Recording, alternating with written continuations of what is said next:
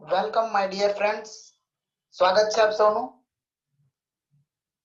સાહેબ, જેમની સાથે પોતાનો પરિવાર હોય તે જિંદગીમાં હારેલી બાજી પણ જીતી જાય છે. મિત્રો, આપણે આ સમય જોઈ રહ્યા છીએ કોવિડ-19. ખૂબ જ મુશ્કેલ સમયમાંથી આપણે પસાર થઈ રહ્યા છીએ. જો આવા સમયમાં જે લોકો પોતાના પરિવાર સાથે રહેતા હોય છે એ લોકોને એકબીજાની હૂંફ મળી રહેતી હોય છે, આર્થિક રીતે પણ ખૂબ સારો સપોર્ટ મળે છે. આમ જે લોકો હંમેશા પોતાના પરિવાર સાથે એકજૂટ થઈને રહેતા હોય છે એ હારેલી બાજી પણ જીતી જતા હોય છે. માં સરસ્વતીને યાદ કરીએ. ધોરણ 12 કોમર્સ, વિષય આંકડાશાસ્ત્ર, પ્રકરણ નંબર 4, સામયિક શ્રેણી.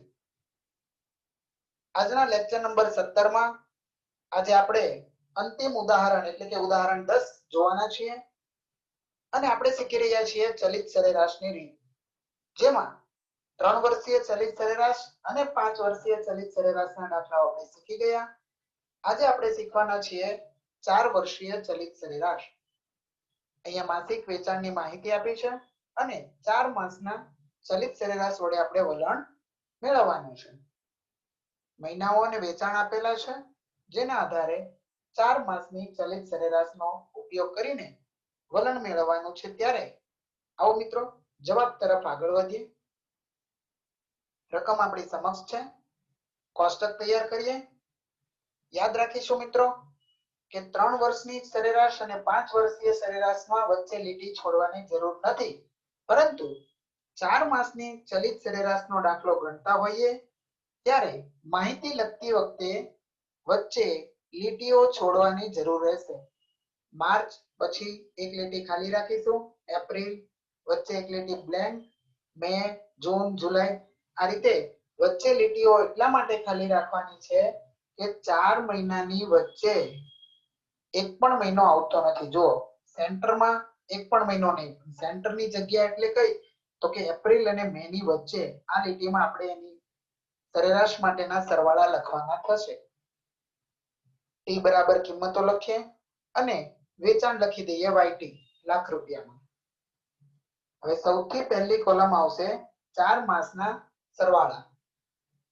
આપણે આ જે 4 માસના જે સરવાળા લેવાના છે એ 4 નો સરવાળો કોની વચ્ચે આવશે તો કે એપ્રિલ અને મે મહિનાની વચ્ચે 3 + 5 + 3 + 7 + 6 એટલે 21. આવી રીતે એના પછીના 4 મહિનાની સરેરાશ તો 21 માંથી આપણે શું કરતા હતા, 5 ને બાદ કરવાના અને નવી કિંમત એટલે કે 4 એને ઉમેરી દેવાની તો 20 મળશે. એ 20 આ 4 નો સરવાળો થશે.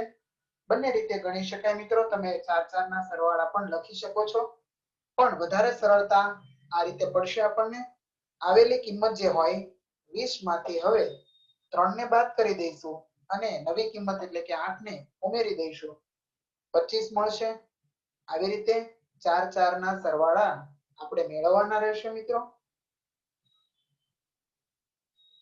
35 માંથી 8 બાદ કરી 9 ઉમેરીએ 36 મળે.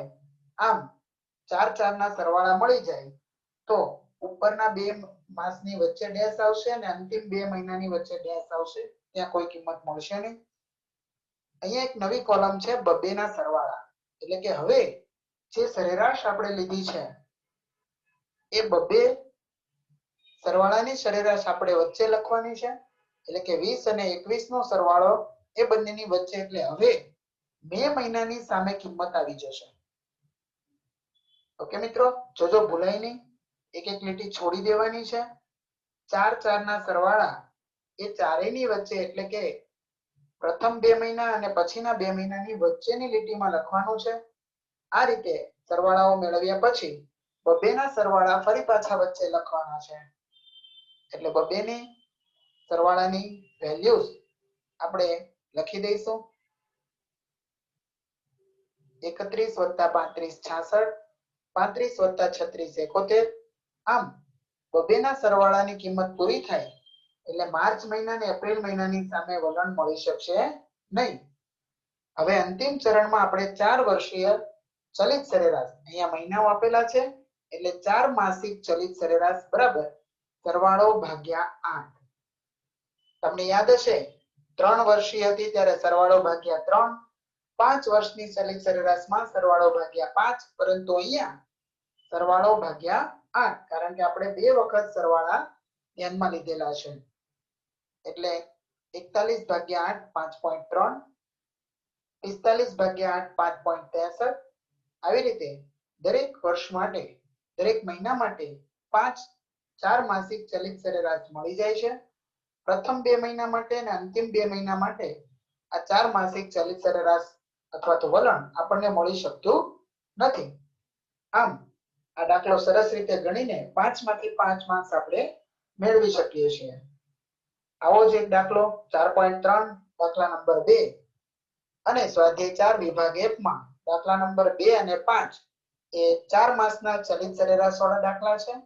આપ સૌ વિદ્યાર્થી મિત્રોને વિનંતી, તમારી નોટબુકમાં સારા અક્ષરે આ દાખલાઓ તમારે ગણી લેવાના છે.